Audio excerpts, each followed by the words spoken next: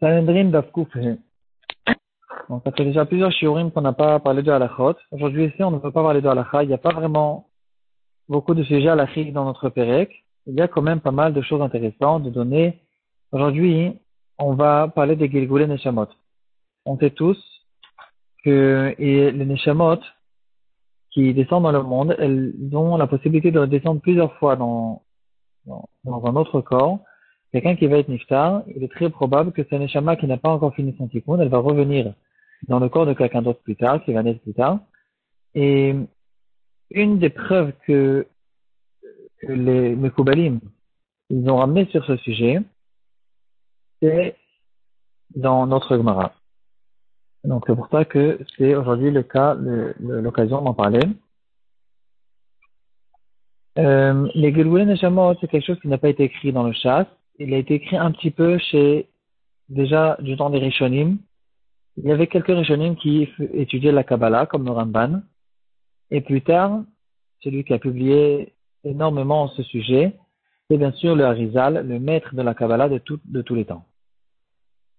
On va ramener au fait la Gemara sur laquelle on s'est appuyé pour prouver ce sujet. Et d'ailleurs, il faut savoir qu'il y avait beaucoup de rabbanim au début, quand ce sujet n'a pas été encore extrêmement publié. Il y avait certains rabbanim qui n'y croyaient pas. Ça ne fait pas partie des 13 yesodot de la Emouna. Et aujourd'hui, bien sûr que tout le monde le sait, c'est quelque chose qui a été prouvé, et c'est quelque chose qui est rentré complètement à travers les Mekoubalim. Aujourd'hui, bien sûr que quelqu'un qui ne croit pas, il est pratiquement peut-être même considéré comme quelqu'un de koffer parce que il pense qu'il comprend mieux que les Mekoubalim, et donc c'est problématique. Par exemple, le Maharal Bach, qui vivait il y a 500 ans, il a écrit quelque part que moi, je n'ai pas encore connu cette chokhma, et il parle en fait de manière générale de la chokhma de la Kabbalah. C'est quelque chose que nous dit le Maharal Bach. La Kabbalah, c'est pas quelque chose qu'on peut apprendre tout seul, c'est quelque chose, comme l'indique son nom, c'est une Kabbalah. Il faut l'apprendre de son Rav. Et il nous dit qu'il y a beaucoup de Chachmei Israël qui connaissent cette Chokhmah, cette Kabbalah, et qui connaissent ce sujet aussi des Gilgulei Neshamot, et ils disent que c'est quelque chose de vrai, et c'est un des Ikarim de la Torah. Donc malgré que c'est quelque chose qui a été dévoilé dans la génération plus tard, c'est quelque chose en fait qui a été publié dans la génération plus tard, mais qui était connu par les Mekoubalim de tous les temps. Il nous dit le Maharal Bach, et étant donné que c'est des grands Mekoubalim qui nous ont dévoilé cette chose-là, alors on doit le croire, blishum pikpuk vesafek klal, il n'y a maintenant aucun doute, c'est quelque chose qui est strictement vrai.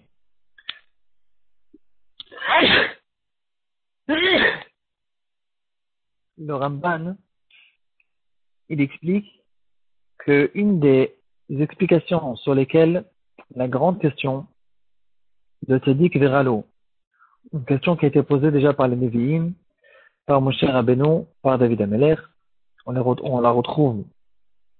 En fait, tout le Sefer Iyov, il a été écrit sur cette question. Pourquoi il y a des Tzadikim qui souffrent? Pourquoi il y a des Rishaïm qui vivent bien? Et une des réponses qui nous a été donnée sur ce sujet, nous dit le Ramban, c'est en fait justement à cause d'une histoire de Gilgulei Neshamot. Quelqu'un qui a une réparation à faire à cause d'un Gilgul précédent, dans lequel il a fait certaines avérotes qu'il doit réparer, alors il va revenir dans ce Gilgul, et il peut être tzaddik, mais quand même il a ses réparations à faire, et les tikkunim qu'il doit passer, s'il doit les passer à travers les souffrances, il va passer ces souffrances pour que sa neshama elle ait un tikkun, et que plus tard, quand il va être niftar, il va être propre.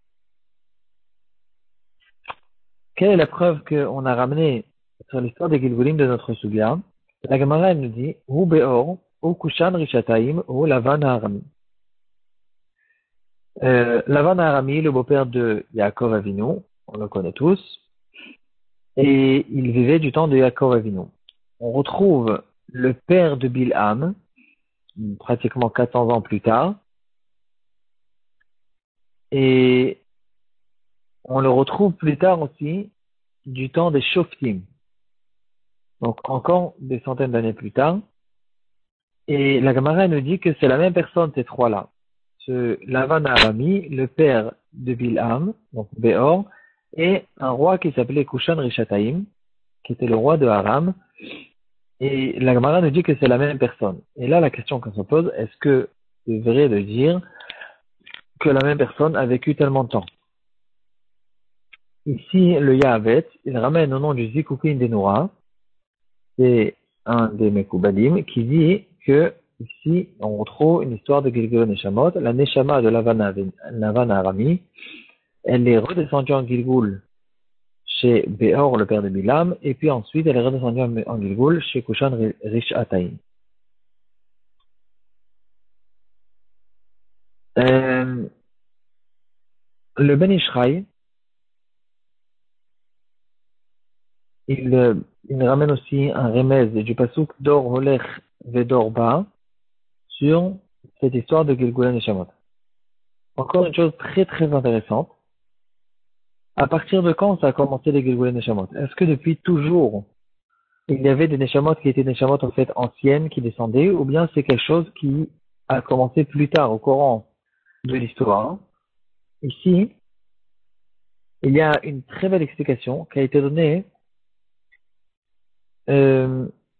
sur le fait que Shlomo HaMelech, il était le premier roi qui a régné, le premier roi juif qui a régné sur le monde entier. Et il a régné non seulement sur le monde entier, mais même sur les animaux et sur les végétaux, sur ce qui pousse.